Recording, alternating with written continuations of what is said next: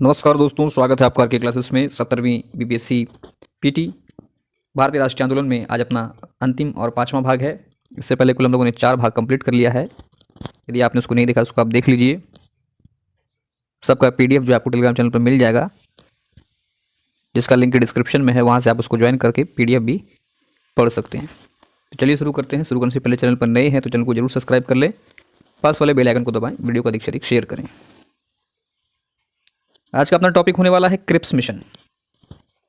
देखिए क्या कहता है। द्वितीय विश्व युद्ध के दौरान मित्र राष्ट्रों ने ब्रिटेन पर भारत से सहायता लेने हेतु दबाव बनाया। इस दौरान जब द्वितीय विश्व युद्ध हो रहा था, इस दौरान ब्रिटिश प्रधानमंत्री विंस्टन चर्चिल तथा अमेरिका का प्रधानमंत्री रूजवेल्ट था। आपको ध्यान में रखना है कि सेकेंड वर्ल्ड वॉर के टाइम में ब्रिटेन का प्रधानमंत्री कौन था? Winston Churchill. और अमेरिका का राष्ट्रपति रूजवेल्ट था। और भी जो मित्र राष्ट्र में शामिल देश थे, उन्होंने ब्रिटेन के ऊपर दबाव बनाया कि वे भारत से सहायता प्राप्त करें, क्योंकि भारत के पास जो है मानसिक शक्ति और आप जो है मैन पावर फोर्स ज़्यादा था, और ये देश चाहते थे कि उनकी तरफ से भारत के लोग जो है अगुवाई करें। कहता है कि चर्चिल ने भारत में राजनीतिक गतिरोध को समाप्त करने हेतु लेबर पार्टी के स्टेफर्ड क्रिप्स के नेतृत्व में एक आयोग भारत भेजा। भारतीयों की जो मांग थी उसे ना मान करके ये लोग अपनी तरफ से अलग अलग ऑप्शन फेंक रहे थे। इस तरह से मतलब इन्हें लगता था कि अगर थोड़ा सा हल्का सा ये कुछ दे दिया जाएगा तो भारतीय जो है इसमें शामिल हो जाएंगे। लेकिन भारतीयों ने अब तय कर लिया था कि अंग्रेज़ों को यहाँ से अब भागना पड़ेगा या उसको भगाएंगे। तो भले वो कोई भी प्रस्ताव भेजे, अगस्त प्रस्ताव भेजे, क्रिप्स मिशन भेजे, भारतीय सभी प्रस्ताव के लिए जो है पहले से तैयार थे। 23 मार्च 1942 को क्रिप्स मिशन जो है भारत पहुंचा था। ध्यान रखना है, 23 मार्च 1942 को। कहता है कि क्रिप्स मिशन ने भारतीय राष्ट्रीय आंदोलन का समर्थन किया। भारत में जो आंदोलन चल रहे थे उसका समर्थन किया, और वह कहा कि भारत को जितना जल्दी संभव होगा स्वशासन प्रदान किया जाएगा। पहले तो इसने आकर के ये कहा कि आपका जो आंदोलन चल रहा है बहुत सही है, होना चाहिए, और आपको जल्द ही स्वशासन प्रदान कर दिया जाएगा। देखिए कहता है कि 25 मार्च 1942 को क्रिप्स ने अपना प्रस्ताव भारतीय नेताओं के सम्मुख रखा। इसकी क्या प्रस्ताव लेकर के आया था, इसने रखा। कहता है ये प्रस्ताव जो रखा था इसने 25 मार्च को, ये भारतीय नेताओं के समक्ष, और 29 मार्च को जनता के सामने क्रिप्स ने अपना प्रस्ताव रखा। देखते हैं क्रिप्स मिशन की क्या क्या शर्तें थी। तो कहता है कि भारत को डोमिनियन स्टेट्स का दर्जा दे दिया जाएगा, भारतीय संघ की स्थापना, और यह जो संघ होगा विदेशी मामले में स्वतंत्र होगा। युद्ध समाप्त होने के बाद नए संविधान के निर्माण हेतु संविधान निर्मात्री परिषद का गठन किया जाएगा। ब्रिटिश भारत व देशी रियासतों के प्रतिनिधि इसमें शामिल होंगे। ध्यान रखना है आपको। कहता है जो प्रांत संघ में शामिल नहीं होना चाहते वे एक पृथक संविधान का निर्माण करेंगे। यही अधिकार देशी रियासतों को भी प्रदान किया जाएगा। अल्पसंख्यकों के हितों की पूर्ण सुरक्षा की जाएगी। इस तरह से क्रिप्स मिशन ने भारत विभाजन की बात मान ली थी। आपको ध्यान में रखना है, भारत विभाजन की बात जो है क्रिप्स मिशन ने मान ली थी। फिर कहता है कि ये जो समस्त व्यवस्थाएं हैं लागू होने तक भारत की सुरक्षा का दायित्व ब्रिटेन पर होगा। गवर्नर जनरल वायसराय की शक्तियां यथावत रहेगी। कार्यकारी परिषद का गठन किया जाएगा जिसमें भारतीय जनता के मुख्य वर्ग शामिल होंगे। जवाहरलाल नेहरू ने कहा, जब मैंने पहली बार इस प्रस्ताव को पढ़ा तो मायूसी हाथ लगी। मेरे दोस्त क्रिप्स शैतान के वकील बनकर के आए हैं। महात्मा गांधी ने क्रिप्स प्रस्ताव को पोस्ट डेटेड चेक कहा। ध्यान रखना है। जवाहरलाल नेहरू ने क्रिप्स प्रस्ताव को दिवालिया बैंक का चेक कहा। मोस्टली आप यूं समझ सकते हैं कि भारत को फुसलाने आया था, भारत को जो है अलग अलग भागों में बांटने की मंशे से आया था। तो आपको ध्यान रखना है, पोस्ट डेटेड चेक किसने कहा था? महात्मा गांधी ने। मेरे दोस्त क्रिप्स शैतान के वकील बनकर आए हैं कहा था जवाहरलाल नेहरू ने, और इन्होंने ही कहा था कि क्रिप्स प्रस्ताव को दिवालिया बैंक का एक चेक कहा था। एक क्रिप्स प्रस्ताव में भी जो है, जैसे कि हम लोग पहले से जो पढ़ते आ रहे हैं कि ये भारतीय जो चाहते थे प्रॉपर, ये वो नहीं देना चाहते थे, इसलिए ये भारतीयों को फुसलाने हेतु अलग अलग तरह के प्रस्ताव ला रहे थे। और सभी प्रस्तावें ऐसी थी जिनमें कि भारत का जो अपना हित था, जो स्वतंत्रता का हित था, वो जो है साबित नहीं हो रहा था। बात करेंगे भारत छोड़ो आंदोलन 1942। पृष्ठभूमि की अगर बात करें तो कहता है क्रिप्स मिशन की असफलता, युद्ध की आड़ में सरकार ने शांतिपूर्वक भारतीय राजनीतिक गतिविधियों पर रोक लगा दी। अलग अलग प्रस्ताव भेजे, जो कि सभी जो है ब्रिटेन अपने हित के हिसाब से प्रस्ताव बना बना करके भारत को भेज रहा था, फुसलाने की कोशिश कर रहा था, लेकिन भारत की मनसा जो है क्लियर हो गई थी और अंततः जो है क्रिप्स मिशन भी फेल ही हो गया। युद्ध का हवाला देकर इसने भारतीयों को राजनीतिक गतिविधि करने पर रोक लगा दी। गांधी जी ने क्रिप्स मिशन के लौट जाने के बाद कांग्रेस कार्य समिति हेतु एक प्रस्ताव तैयार किया और इस प्रस्ताव में ब्रिटेन को भारत छोड़ने की बात कही गई। साथ ही कहा गया कि अगर जापान हमला करता है तो भी अहिंसक जो है असहयोग करें। गांधी जी ने जो प्रस्ताव बनाया उसमें देखिए क्या कहा गया। कहता है कि प्रस्ताव स्वीकार नहीं करने पर गांधी जी ने कांग्रेस को चुनौती दी। बोल दिया गांधी जी ने, अगर संघर्ष का प्रस्ताव नहीं माना है तो मैं देश की बालू से ही कांग्रेस से बड़ा आंदोलन खड़ा कर दूंगा। गांधी जी आर पार के मूड में लग रहे थे, उन्होंने ये वक्तव्य कह दिया। कहता है कि 14 जुलाई 1942 को कांग्रेस कार्य समिति की वर्धा महाराष्ट्र बैठक में इस प्रस्ताव को स्वीकार कर लिया गया, क्योंकि गांधी जी ने पहले ही कह दिया था कि अगर कांग्रेस इस प्रस्ताव को स्वीकार नहीं करेगी तो देश की बालू से कांग्रेस से बड़ा आंदोलन खड़ा कर दूंगा। तो कांग्रेस ने खैर इसे स्वीकार कर लिया वर्धा महाराष्ट्र बैठक में। कहता है कि 1 अगस्त 1942 इलाहाबाद में तिलक दिवस मनाया गया और इसी दिन भारत छोड़ो आंदोलन शुरू हुआ। तिलक दिवस के अवसर पर जवाहरलाल नेहरू ने कहा, हम आग से खेलने जा रहे हैं, दोधारी तलवार का उपयोग कर रहे हैं, जिसकी चोट उल्टा हमारे ऊपर भी पड़ सकती है। आपको ध्यान में रखना, ये कथन पूछा गया एग्जाम में, घटना चक्र में आपको मिल जाएगा। ये कथन किसने कहा था? जवाहरलाल नेहरू ने। बात करेंगे अखिल भारतीय कांग्रेस समिति बैठक की, तो ये 7 से 8 अगस्त। अध्यक्ष थे मौलाना अबुल कलाम आज़ाद, स्थान ग्वालियर टैंक बम्बई। बैठक में देखिए भारत छोड़ो आंदोलन का प्रस्ताव जवाहरलाल नेहरू ने पारित किया था। आपको ध्यान रखना है कि भारत छोड़ो आंदोलन का प्रस्ताव किसने पारित किया था? जवाहरलाल नेहरू ने। और इस प्रस्ताव के लेखक भी जो हैं जवाहरलाल नेहरू थे। भारत छोड़ो आंदोलन का प्रस्ताव तैयार किया था जवाहरलाल नेहरू ने और इन्होंने ही जो इसे पेश किया। 8 अगस्त 1942 को गांधी जी ने जनता को संबोधित करते हुए करो या मरो का नारा दिया। ध्यान रखना है, जनता जो है पहले से ही तैयार बैठी थी और कई सारे जब कमीशन आए तो जनता को एक उम्मीद होता था कि अब उनकी जो है उनके भलाई के लिए काम होगा या उनके हिसाब से काम होगा, लेकिन अलग अलग जो है कमीशन आती गई, लेकिन जनता को रिजल्ट नहीं मिला। जनता काफ़ी सालों से त्रस्त थी। जैसे ही करो या मरो का नारा मिला, गांधी जी ने ये नारा दिया, उसके बाद जनता जो है तीव्र हो उठी। इसके दमन हेतु ऑपरेशन जीरो आवर चलाया गया। वायसराय लॉर्ड लिनलिथगो ने आंदोलन का दमन करने हेतु ऑपरेशन जीरो आवर चलाया। देखिए क्या कहता है कि ऑपरेशन जीरो आवर के तहत कांग्रेस के समस्त नेताओं को गिरफ्तार करके विभिन्न जेलों में रखा गया। ये पूछा जाता है। जैसे ध्यान रखना है कि गांधी जी, सरोजिनी नायडू, कस्तूरबा गांधी, महादेव देसाई, इन सभी को गिरफ्तार करके आगा खां पैलेस जो कि पूना में है यहाँ पर नज़रबंद कर दिया गया। इसके अलावा जवाहरलाल नेहरू, गोविंद वल्लभ पंत, पट्टाभी सीतारामैया, आचार्य कृपलानी, इन्हें गिरफ्तार करके अहमदनगर जेल में रखा गया है। ध्यान रखना है, जवाहरलाल नेहरू, गोविंद वल्लभ पंत, पट्टाभी सीतारामैया, आचार्य कृपलानी, इन्हें अहमदनगर जेल में रखा गया था। डॉक्टर राजेंद्र प्रसाद बांकीपुर पटना जेल में रखा गया इन्हें। जयप्रकाश नारायण को हजारीबाग सेंट्रल जेल में रखा गया था। जयप्रकाश नारायण जो है ये जेल तोड़कर भूमिगत होकर इन्होंने आंदोलन का संचालन किया। ये नेपाल चले गए थे। आजाद का इन्होंने गठन किया और वहाँ पर जो है गुरिल्ला युद्ध, छापामार युद्ध का नेतृत्व करते हुए अंग्रेजों से लोहा ली। इसके अलावा जो लोग बच गए गिरफ्तारी से, जैसे बात करें राम मनोहर लोहिया, अच्युत पटवर्धन, अरुणा असफ अली इत्यादि ने भूमिगत होकर रेडियो प्रसारण कर आंदोलन का प्रचार प्रसार किया। उषा मेहता भी इसमें शामिल थी। उन्होंने बम्बई से भूमिगत होकर रेडियो स्टेशन की स्थापना की तथा आंदोलन का संचालन किया। परीक्षा में पूछा गया है, ध्यान रखना है आपको। कहता है सुभाष चंद्र बोस ने बर्लिन रेडियो से बोलते हुए इस आंदोलन को अहिंसक गुरिल्ला युद्ध की संज्ञा दी।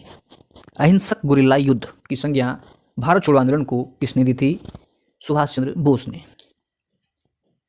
बात करेंगे आंदोलन का क्या स्वरूप था, तो देखिए क्या कहता है कि समस्त कांग्रेस नेताओं को गिरफ्तार किए जाने के कारण कोई नेता ही नहीं बचा, मतलब जो इसका नेतृत्व कर सके, इसलिए इस आंदोलन को नेतृत्वहीन आंदोलन कहते हैं।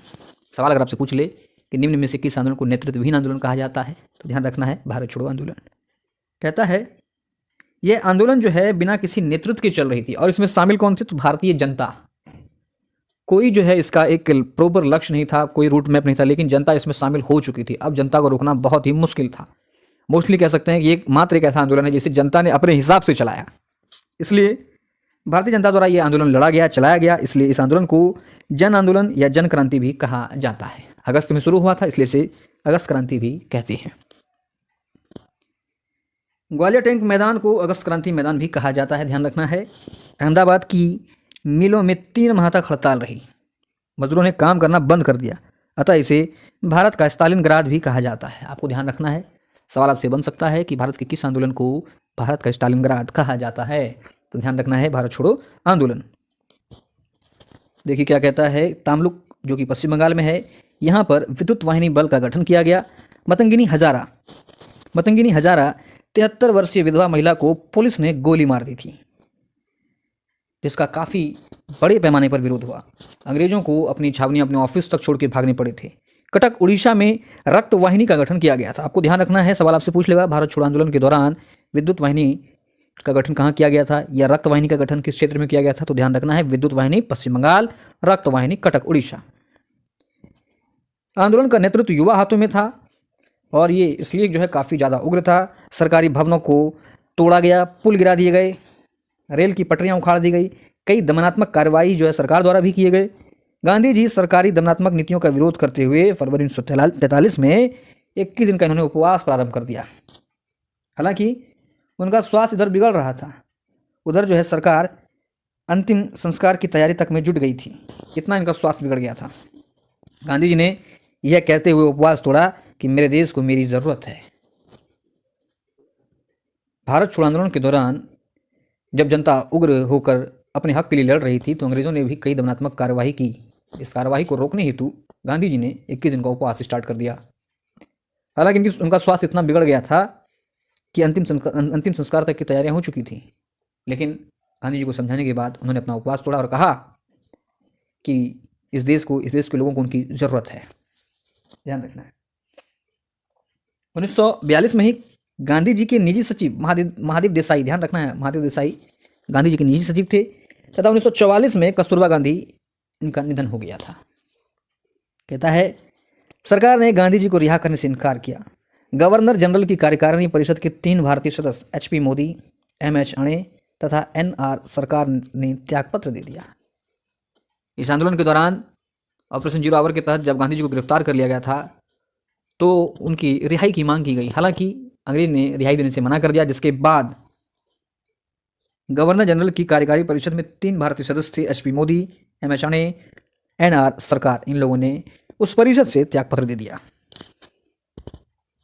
6 मई 1944 को लॉर्ड वेवेल ने गांधी जी को रिहा कर दिया। ध्यान रखना है। भारत छोड़ो आंदोलन की जांच हेतु मध्य प्रांत में न्यायाधीश T वैकेंडन की अध्यक्षता में एक जांच आयोग का गठन किया गया। इस आयोग ने नवंबर 1943 में अपनी रिपोर्ट सौंपी। जब भारत छोड़ो आंदोलन चल रहा था, तो उस समय भारत में अनेक जो है समानांतर सरकारें स्थापित की गई थी, जो कि प्रमुख है, पूछा जाता है, ध्यान रखिए, जैसे बलिया यूपी में, इसके नेता थे चित्तू पांडे। हालांकि यह जो है इसकी अवधि 1 सप्ताह मात्र ही चली थी। फिर है तामलुक मिदनापुर में जातीय सरकार स्थापित हुआ था सतीश सामंत के नेतृत्व में। ये दिसंबर 1942 से सितंबर 1944 तक चला था। आपको ध्यान रखना है स्थान और इसके जो प्रमुख नेता थे। फिर बात करें सतारा की सरकार की, तो YV चौहान और नाना पाटिल के नेतृत्व में हुआ था, और ये जो सरकार थी समानांतर सरकार, ये सबसे लंबे समय तक चली थी। ध्यान रखना है आपको। बलिया यूपी, तामलुक मिदनापुर पश्चिम बंगाल, सतारा। बलिया यूपी के नेता थे चित्तू पांडे, तामलुक के थे सतीश सामंत और सतारा के थे YV चौहान एवं नाना पाटिल। एक जगह और समानांतर सरकार की स्थापना हुई थी, ये है कोरावाट, जो कि उड़ीसा में है। नायक थे इसके लक्ष्मण नायक। कोरावाट उड़ीसा में भी भारत छोड़ो आंदोलन के दौरान समानांतर सरकार की स्थापना हुई थी, जिसके नेता थे लक्ष्मण नायक। कांग्रेस नेता सी राजगोपालाचारी ने इस आंदोलन का समर्थन नहीं किया था, जबकि वे सरकार को युद्ध में सहयोग देने के पक्ष में थे। ये भी आपको ध्यान में रखना है कि भारत छोड़ो आंदोलन के दौरान या द्वितीय विश्व युद्ध के दौरान कौन सा कांग्रेसी नेता सरकार को युद्ध में सहयोग देने के पक्ष में था, तो ध्यान रखना है सी राजगोपालाचारी। हालांकि ये तो इस टॉपिक पर आप मेंस के लिए भी जो टॉपिक आता है काफ़ी विस्तार लेवल से, उसको भी हम लोगों ने कंप्लीट किया। यदि आपने उसको नहीं देखा तो उसको आप देख सकते हैं। मेंस का प्लेलिस्ट है जिसमें लगभग 70 से 80 वीडियो जो है उसमें बना हुआ है, और कई सारे हिस्ट्री के टॉपिक उसमें कवर किए गए हैं। वहाँ पे आप इसका विस्तार रूप देख सकते हैं, बिहार के संदर्भ में भी। खैर यहाँ उतना हमें देखने की आवश्यकता नहीं है। आगे देखते हैं वेवेल योजना एवं शिमला सम्मेलन। जून 1945 में वायसराय वेवेल ने कांग्रेस की समस्त नेताओं को जेल से रिहा कर दिया। 14 जून 1945 को वेवेल योजना प्रस्तुत की गई, जिसके अंतर्गत निम्नलिखित प्रावधान थे। अगस्त प्रस्ताव, साइमन कमीशन, फिर आया है वेवेल। देखते हैं क्या है। कहता है कि वायसराय की कार्यकारी परिषद का पुनर्गठन किया जाएगा। इस परिषद में वायसराय तथा कमांडर इन चीफ के अलावा समस्त सदस्य भारतीय होंगे। कहता है परिषद में हिंदू व मुस्लिम सदस्यों की संख्या बराबर होगी। सीमांत क्षेत्रों व कबीलियों को विदेशी मामलों के अलावा सारे अधिकार परिषद के भारतीय सदस्यों के पास ही होंगे। गवर्नर जनरल का वीटो का अधिकार समाप्त नहीं, परंतु अनावश्यक प्रयोग नहीं होगा। अब ये कौन डिसाइड करेगा कि अनावश्यक प्रयोग कर रहा है या जरूरत है। युद्ध समाप्ति के बाद संविधान निर्माण की प्रक्रिया प्रारंभ कर दी जाएगी। भारत में ब्रिटेन के व्यापारिक व आर्थिक हितों के संरक्षण हेतु एक उच्चायुक्त नियुक्त किया जाएगा। वेवेल योजना पर विचार करने हेतु शिमला सम्मेलन का आयोजन किया गया था। तो वेवेल ने जो अपनी घोषणाएं की, इन घोषणा पर विचार करने के लिए शिमला सम्मेलन का आयोजन किया गया है। ध्यान रखना है शिमला सम्मेलन क्या था। देखिए, शिमला सम्मेलन में कुल 21 भारतीय नेता शामिल हुए थे। ध्यान रखना है कितने भारतीय नेता शामिल हुए, 21। मुस्लिम लीग से मोहम्मद अली जिन्ना और कांग्रेस की तरफ से मौलाना अबुल कलाम आज़ाद। आज़ाद ने सम्मेलन को भारतीय इतिहास में जल विभाजन की संज्ञा दी थी। शिमला सम्मेलन को ध्यान रखना है, किस नेता ने जल विभाजन की संज्ञा दी थी? आज़ाद ने, अबुल कलाम आज़ाद ने। जिन्ना चाहता था कि गवर्नर जनरल की कार्यकारी में मुस्लिम लीग के अलावा कोई अन्य मुस्लिम जो है ये शामिल नहीं हो। देखिए, ये उस समय मुस्लिमों का काफ़ी बड़ा हितैषी बन रहा था, लेकिन इसकी ये मंशा थी कि मुस्लिम लीग के अलावा, मुस्लिम लीग के जो सदस्य हैं उसके अलावा और कोई अन्य मुस्लिम शामिल नहीं हो। तो आपको ध्यान रखना है, नेता कोई भी हो आपके लिए ज़रूरी नहीं है कि वो सोचे ही। विश्व हिंदू परिषद का तर्क था कि 25 करोड़ हिंदुओं के मुकाबले 9 करोड़ मुसलमानों को समान प्रतिनिधित्व क्यों दिया जाएगा। अतः शिमला सम्मेलन जो है असफल रहा। वेवेल योजना को निरस्त कर दिया गया। हालांकि जितनी योजनाएं आ रही थी, योजनाएं परियोजना, उसका मकसद यही था कि भारतीयों को किसी तरह से लालच देकर युद्ध में उनका सहयोग प्राप्त किया जाए। और सभी ऐसी ही योजनाएं आ रही थी जो कि कहीं ना कहीं उन्हें भी पता था कि योजना में इसका विरोध हो जाएगा, इस योजना में इसका विरोध हो जाएगा और इसमें समय निकलेगा। तो देखिए क्या कहता है कि शिमला सम्मेलन में अकाली नेता मास्टर तारा सिंह, भूलाभाई देसाई, लियाकत अली खां इत्यादि लोगों ने भी भाग लिया था। आपको ध्यान रखना है कुल 21 सदस्य थे। आज़ाद हिंद फौज की बात करते हैं। सुभाष चंद्र बोस कलकत्ता में नज़रबंद कर दिए गए। हालांकि वे मौलवी के रूप में वहां से भाग निकले। सुभाष चंद्र बोस ने जिहाउद्दीन पठान के वेश में ये पेशावर पहुंचे, वहां से फिर ये काबुल पहुंचे। काबुल से ऑरलैंडो मसोहा नामक इटालियन के रूप में पासपोर्ट बनवाकर ये रूस पहुंचे। ऑरलैंडो मसोहा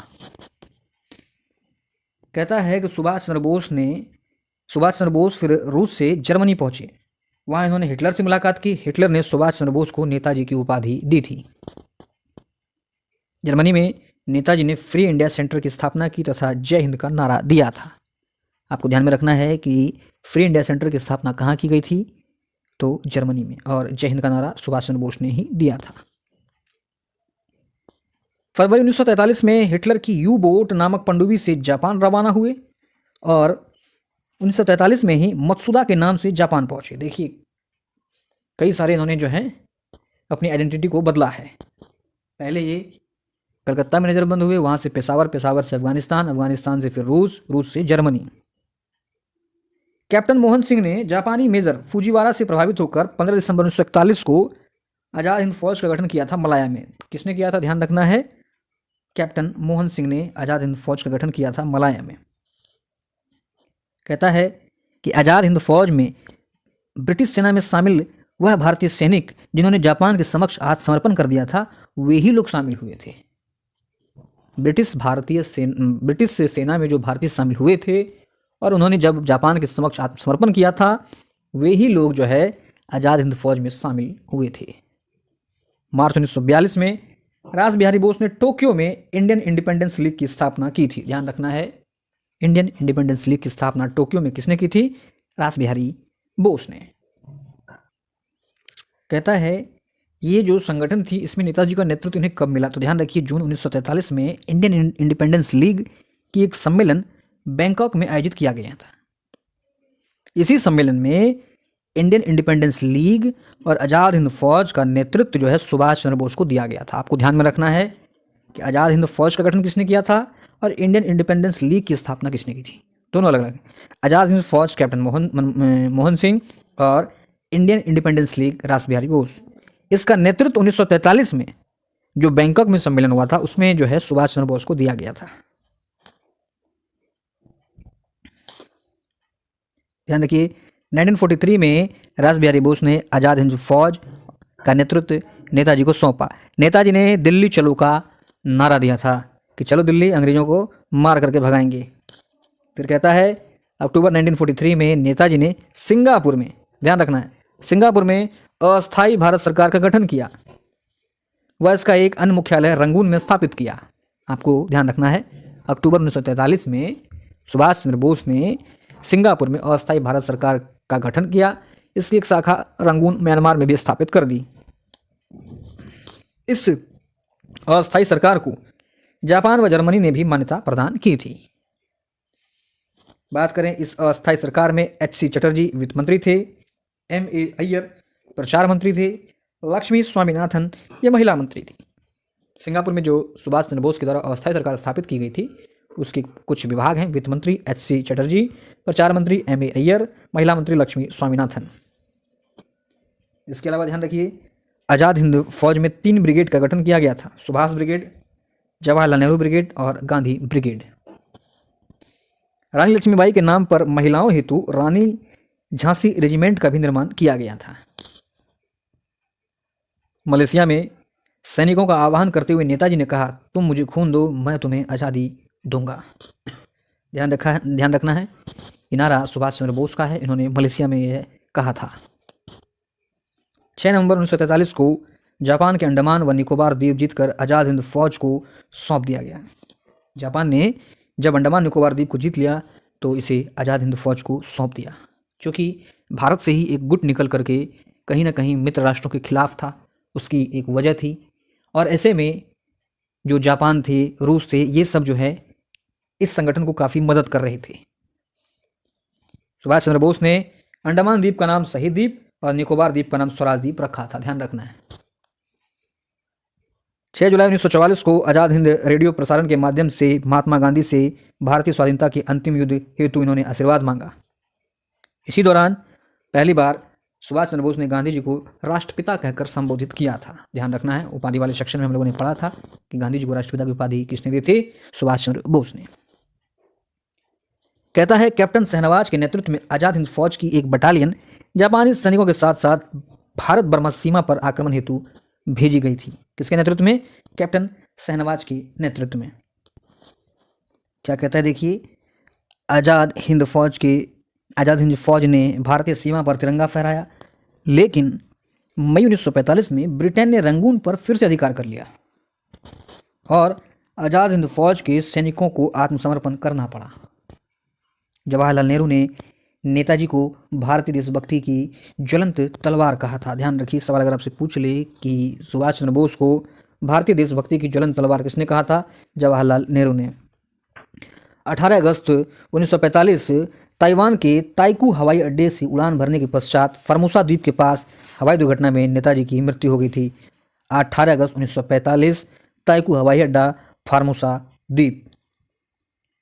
आज़ाद हिंद फौज मुकदमा। ब्रिटिश सरकार फौज द्वारा उनके प्रति निष्ठा की शपथ तोड़ने के आरोप में उनके ऊपर दिल्ली के लाल किले में मुकदमा चलाया गया था। क्योंकि आज़ाद हिंद फौज में वे ही लोग शामिल थे जो एक समय कभी ब्रिटिश भारतीय सैनिक रहे थे। इन्हें जापान के समक्ष आत्मसमर्पण करना पड़ा था। उस समय ब्रिटेन ने इनकी कोई खोज खबर नहीं ली। तब सुभाष चंद्र बोस ने जो है इन सभी लोगों को मिलाकर के अपना एक संगठन बनाया था, आज़ाद हिंद फौज। उसके सैनिक कैप्टन शहनवाज के नेतृत्व में जब रंगून आए थे, उन्होंने आक्रमण किया, भारतीय तिरंगा झंडा फहराया, अंग्रेजों को हराया। लेकिन लंबे संघर्ष के बाद जो है ब्रिटेन ने पुनः जो है रंगून पर कब्जा कर लिया। ऐसे में ब्रिटेन ने आज़ाद हिंद फौज के सैनिकों पर आरोप लगाया कि आप कभी जो है ब्रिटिश भारतीय सैनिक थे और उनके प्रति आपने अब निष्ठा का जो शपथ लिया था वो तोड़ दिया, इसलिए अब आप पर मुकदमा चलाया जाएगा। हालांकि इसके विरोध में देशव्यापी आंदोलन हुआ, क्योंकि पूरी देश की जनता ब्रिटेन से त्रस्त थी। और जब आज़ाद हिंद फौज ने ब्रिटेन पर आक्रमण किया, रंगून पर आक्रमण किया, तो सारी जनता जो है एक मुश्त आज़ाद हिंद फौज के समर्थन में आ गई थी। कहता है 12 नवंबर 1945 को आज़ाद हिंद फौज दिवस भी मनाया गया था। कांग्रेस द्वारा इस फौज के सिपाहियों के बचाव हेतु हिंद बचाव समिति का गठन किया गया था। ध्यान रखना है, हिंद बचाव समिति का गठन किसके हेतु किया गया था? तो आज़ाद हिंद फौज के सिपाहियों को बचाने हेतु। भूलाभाई देसाई के नेतृत्व में वकीलों का दल तैयार किया गया। किसके नेतृत्व में? भूलाभाई देसाई। इस दल में सुभाष जवाहरलाल नेहरू, तेज बहादुर सप्रू, कैलाश नाथ काटजू, अरुणा असफ अली इत्यादि शामिल थे। एक बड़ा ही हैवी वकीलों का दल तैयार किया गया ताकि आज़ाद हिंद फौज के जो सैनिक थे उनका ये लोग बचाव कर सके। बात करेंगे कैबिनेट मिशन प्लान 1946 की। ब्रिटिश प्रधानमंत्री क्लीमेंट एटली द्वारा फरवरी 1946 में कैबिनेट मिशन का गठन किया गया था। ध्यान रखना है, कब किया गया था गठन? फरवरी 1946 में। कैबिनेट मिशन में 3 सदस्य थे, Patrick Lawrence, sir Stafford Cripps, A.B. Alexander. कई बार ये पूछा गया है, आपको ध्यान रखना है, पूछता है कौन शामिल नहीं था। बात करें, पैट्रिक लॉरेंस जो है ये भारत का सचिव था, सर स्टेफर्ड क्रिप्स ये व्यापार बोर्ड का अध्यक्ष था, और A.B. अलेक्जेंडर नौसेना मंत्री था। इन तीनों को मिलाकर के कैबिनेट मिशन का गठन किया गया था फरवरी 1946 में। Patrick Lawrence, Stafford Cripps, A.B. Alexander. ध्यान रखिए क्या कहता है कि कैबिनेट मिशन 23 मार्च 1946 को भारत आया था। गठन हालांकि फरवरी में ही हुआ था, भारत आया 23 मार्च 1946, जिसका उद्देश्य भारत को शांतिपूर्ण सत्ता देने के उपाय तलाशने व संविधान तैयार करने की कार्यप्रणाली तय करना था। हालांकि कैबिनेट मिशन प्लान के बारे में हम लोग पॉलिटी में ज़्यादा विस्तार से पढ़ेंगे, तो लेकिन हमें ध्यान रखना है कि गठन कब किया गया था, इसका उद्देश्य क्या था, ये भारत कब आया था, इसमें शामिल सदस्य कौन थे, इसका जो प्रावधान था वो हम लोग पॉलिटी में डिस्कस कर लेंगे। बात करेंगे एटली की घोषणा की। देखिए क्या कहता है, 20 फरवरी 1947 को क्लीमेंट एटली ने घोषणा किया हाउस ऑफ कॉमन्स में कि 30 जून 1948 तक भारतीयों को उनकी सत्ता सौंप दी जाएगी। एटली ने वेवेल के स्थान पर लॉर्ड माउंटबेटन को भारत का वायसराय नियुक्त कर दिया था। वेवेल ने ब्रेक डाउन प्लान के तहत 31 मार्च 1947 तक अंग्रेजों को भारत छोड़ने का सुझाव दिया था। 22 मार्च 1947 को लॉर्ड माउंटबेटन, जो कि 34वें एवं अंतिम गवर्नर जनरल वायसराय के रूप में भारत आए थे, 15 अगस्त 1947 का दिन स्वतंत्रता हेतु निर्धारित किया गया था। ध्यान रखना है, माउंटबेटन 34वां और अंतिम जो है ये गवर्नर जनरल या वायसराय था। 3 जून 1947 को PM प्रधानमंत्री एटली ने हाउस ऑफ कॉमन्स में योजना प्रस्तुत की। बात करेंगे माउंटबेटन योजना की, तो ध्यान रखिए ये 3 जून 1947 को पारित किया गया था, इसलिए इसको 3 जून की योजना या डिकी बर्ड की योजना भी कहते हैं, डिकी बर्ड योजना। 15 अगस्त 1947 को भारत और पाकिस्तान को डोमिनियन स्टेट्स के आधार पर सत्ता हस्तांतरित कर दिया जाएगा, इसमें यह कहा गया था। डोमिनियन स्टेट्स के आधार पर सत्ता सौंपने का सुझाव माउंटबेटन को सरदार पटेल व VP मेनन के द्वारा दिया गया था। ध्यान रखना है, ये भी आपको नाम। हालांकि मौलाना आजाद व पुरुषोत्तम दास टंडन ने इस विभाजन का विरोध किया था। गांधी जी ने कहा, यदि सारा भारत आग की लपेट में गिर जाए तो भी पाकिस्तान नहीं बन सकता, विभाजन मेरे मृत शरीर पर ही होगा। गांधी जी ने इस विभाजन को सबसे अंत में स्वीकार किया था। हालांकि गांधी जी पहले विभाजन के पक्ष में नहीं थे, लेकिन जब पाकिस्तान के जो समर्थक थे उनके नेतृत्व में भीषण दंगाएं हुई, नावखली में दंगा हुआ, विभिन्न क्षेत्रों में पूरे देश में दंगाएं होने लगी, तो इस सिचुएशन को देखते हुए लास्ट में गांधी जी जो है सबसे अंत में इन्होंने इस विभाजन को स्वीकार किया था। खान अब्दुल गफ्फार खान ने विरोध करते हुए कहा कि कांग्रेस नेतृत्व ने उनके आंदोलन को भेड़ियों के आगे फेंक दिया था और अंततः जो है भारत का विभाजन हो चुका था। तो ये था अपना आज का टॉपिक। 5 पार्ट में हम लोगों ने इसको कंप्लीट किया है। उम्मीद है आपको वीडियो अच्छा लगा होगा। अच्छा लगा तो अधिक से अधिक शेयर करें। धन्यवाद।